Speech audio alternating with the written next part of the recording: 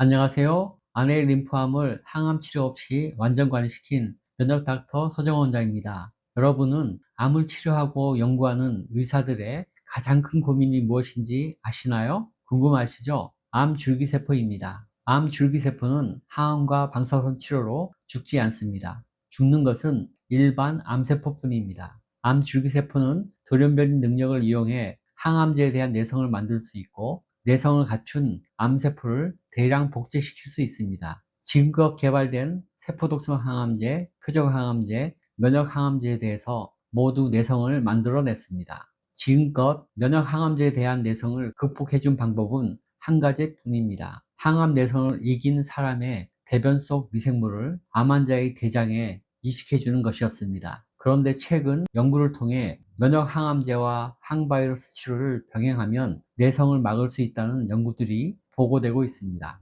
암 면역 치료를 주로 하고 있는 저의 입장에선 이 연구가 인류가 드디어 암도 정복할 수 있겠구나 하는 새로운 가능성을 보게 했습니다. 그래서 이 연구 내용을 정리했으니 여러분도 영상을 통해 저와 함께 공부해 보시죠. 최근 암 연구가 심층적으로 발전하면서 암 치료 분야에서 면역요법의 역할이 점차 확대되고 있습니다. 특히 면역 항암제라 불리는 면역 관문 억제제는 다양한 암에서 암 치료의 패러다임을 바꾸고 있습니다. 면역 항암 치료의 원리를 이해하려면 특히 T세포에 대해서 알아야 합니다. T세포는 우리 몸에 있는 가장 강력한 면역세포로 T세포의 활성이 너무 지나치면 사람에게도 위험합니다. 다행히도 우리 몸엔 면역력을 억제하는 면역 관문이라는 스위치가 있습니다. 암세포는 이 스위치를 눌러서 면역력을 억제하는데 면역 항암제가 이 스위치를 보호해 줍니다.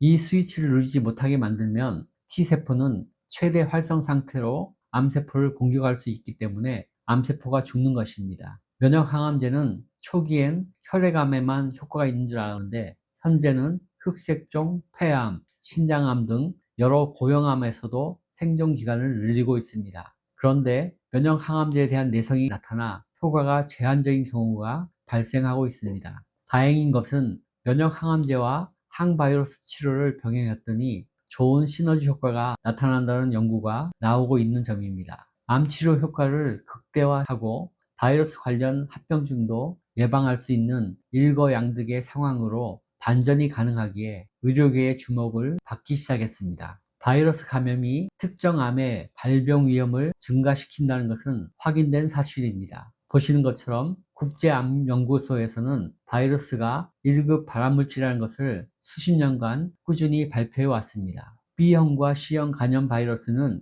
간세포암의 주요 원인이고 C형 간염 바이러스는 비호치킨 림프암도 일으킵니다. 성관계로 감염이 잦은 인두유종 바이러스는 자궁경부암, 항문암, 구강암과 인두암, 질암, 외음부암, 음경암을 일으킵니다. 헤르페스 바이러스 중 가장 흔한 엡스타인-바 바이러스는 비인두암, 버킷 림프종, 호치킨 림프종, 그리고 일부 위암도 일으킵니다. 카포시 6종 관련 헤르페스 바이러스도 있는데 카포시 6종 원발성 삼출 림프종을 일으키는 것으로 밝혀졌습니다. 에이즈 바이러스는 직접 암을 일으키지 않지만 암 발병과 관련이 깊습니다. 인체의 면역 체계를 무력화시켜서 카포시 6종, 비호치킨 림프종, 자궁경부암과 같은 다양한 암의 발생 위험을 증가시키고 있습니다. 코로나 팬데믹 이후 전 세계적으로 암 환자가 많이 늘었습니다. 바이러스가 일으킨 과잉염증 반응이 DNA를 손상시키기 때문입니다. 코로나 바이러스는 T세포 기능을 억제하고 림프구 감소증을 유발하며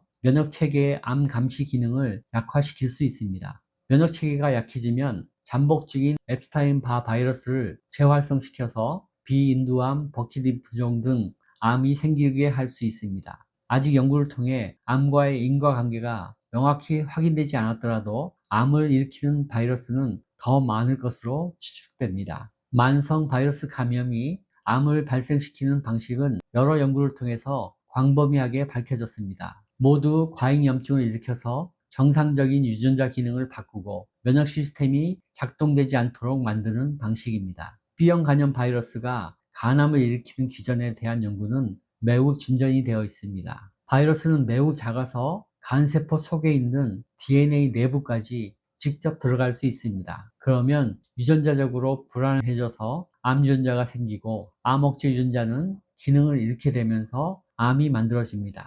두 번째 기전은 바이러스가 암세포의 미세 환경을 면역세포들이 활동할 수 없는 환경으로 바꾼다는 것입니다. 그 결과 암세포 주변엔 만성염증이 계속 늘어나 간경화가 진행되고 간세포암도 커지게 되는 것입니다. 이 두 가지 기전이 모든 바이러스가 암을 일으키는 주요 기전입니다. 바이러스 종류에 따라서 좋아하는 환경이 다르니 다른 곳에서도 암이 생길 수 있습니다. C형 간염 바이러스는 주로 림프 조직을 잘 공격합니다. B세포가 과다 증식하도록 만들어서 비호치킨 림프종이 생깁니다. 에이즈 바이러스는 면역 조절에 관여하는 가장 강력한 T세포를 집중 공격합니다. T세포가 무기력해지면 심각한 면역 고갈 상태가 되는데 이때 카포시6종 헤르페스 바이러스나 엡스타인 바 바이러스 같은 흔한 바이러스에 노출되어도 암이 생길 수 있습니다. 면역 고갈이 심해지면 흔한 바이러스 감염에도 이런저런 암이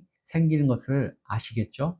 다행인 것은 항바이러스 치료를 암에 적용해 보았더니 암이 치료된다는 연구 결과가 나오고 있다는 점입니다. 역시 가장 많은 연구가 이루어진 곳은 간염 바이러스와 간암입니다. 진행성 간세포암 환자에서 표적 항암제 소라페닉과 항바이러스 약물을 병행했더니 완치 사례가 보고되었습니다. 항바이러스 치료가 바이러스 복제를 억제하여 새로운 암 발생 또는 재발을 방지하는 데 기여했다고 보고 있습니다. B형 간염 간세포암 환자에서 간 절제술 후 항바이러스 치료를 하면 생존 기간이 늘어난다는 연구 결과도 있습니다. 그뿐 아닙니다. 폐전이가 있는 간세포암 환자에 대한 연구도 있습니다. 표적 항암 소라페닙 치료 실패 후에 C형 간염 항바이러스를 병행 치료했더니 폐전이가 감소되었습니다. 항바이러스 치료와 면역항암제 병행 치료를 받고 있는 환자의 간세포암이 완전 소실되었다는 연구 사례는 2개나 있습니다. 다른 암에서도 항바이러스 치료의 성공 사례가 계속 발표되고 있습니다.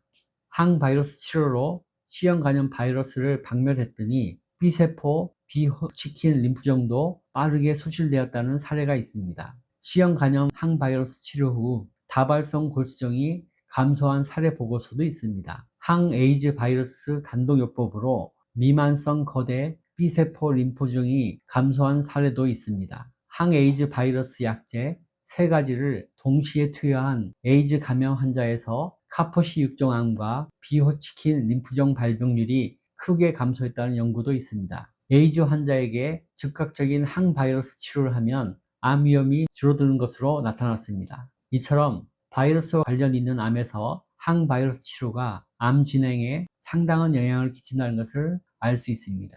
그뿐만이 아닙니다. 항바이러스 치료는 암의 미세 환경도 조절합니다. 암 성장엔 불리하고 면역세포에게는 유리한 방향으로 조절해 줍니다.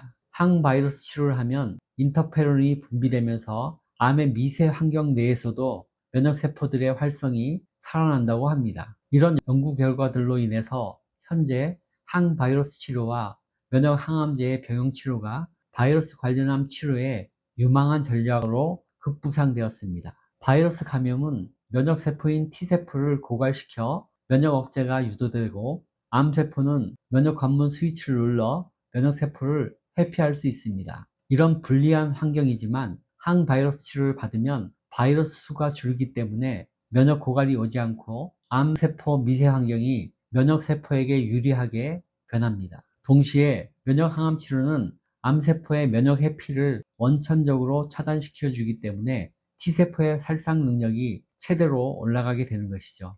더 고무적인 것은 이러한 변화가 암 줄기세포에도 간접적으로 영향을 미칠 수 있다는 것입니다. 암 미세 환경 내에서 염증을 감소시키거나 면역 반응이 강화되면 암 줄기세포의 생존 환경이 파괴될 수 있습니다. 이런 예상은 암 줄기세포에 대한 항바이러스 치료의 향후 연구를 기대하게 만듭니다. 암 환자의 암 미세 환경을 바꾼다는 것의 의미는 면역치료의 반응을 최적화하는 데 정말 중요한 개념이라고 생각됩니다. 많은 경우 항바이러스 치료 단독으로 암을 치료하는 건 어렵다는 생각입니다. 그래서 병합치료가 필요합니다. 림프전이나 원격전이가 있는 사기암의 경우 면역치료에 항바이러스 치료를 접목하기 시작한 후 좋은 경과를 보이는 것 같아 보입니다. 항바이러스 치료를 접목한 후 면역세포가 암세포뿐 아니라 암줄기세포도 공략하고 있구나 하는 생각을 하게 되었습니다. 이제 내용을 정리하겠습니다. 바이러스는 인간의 삶에서 절대 피할 수 없습니다. 하지만 면역으로 무장하면